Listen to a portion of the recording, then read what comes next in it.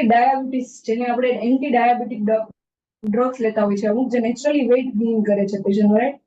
Next step હોય છે આપણો, જે આપણે એલર્જી માટે કોઈ પણ એલર્જીની મેડિસિન લેતા હોય છે, જેને આપણે એન્ટી હિસ્ટેમાઇન મેડિસિન કહેતા હોઈએ છીએ, એ નેચરલી વેઇટ ગેઇન કરાવતા હોઈએ છીએ. આના સિવાય ડિપ્રેશન નામનો રોગ છે. બરાબર, ડિપ્રેશનમાં પેશન્ટ સ્ટ્રેસ ઇટિંગ જોવા મળે છે. બરાબર, તો સ્ટ્રેસ ઇટિંગ ના લીધે પેશન્ટનો વેઇટ ગેઇન થાય છે, ને પ્લસ એન્ટી ડિપ્રેશન મેડિસિન જે આપણા હોર્મોન્સ ઇમ્બેલેન્સ કરે છે, જેના લીધે પણ વેઇટ ગેઇન જોવા મળતો હોય છે પેશન્ટમાં. બરાબર છે.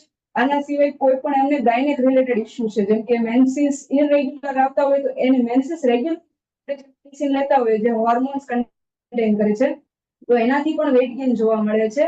નેક્સ્ટ છે, ઘણી ફિમેલ્સ પ્રેગ્નન્સી ના રહી કોન્ટ્રાસેપ્ટિવ પિલ્સ, પણ પ્રેગ્નન્સી ના રહી એ પિલ્સ લેતા હોય છે, એનાથી પણ વેઇટ ગેઇન થાય છે. બરાબર, એટલે જે હોર્મોનલ કોઈ પણ પિલ્સ છે વેઇટ ગેઇન કરે છે પેશન્ટનો.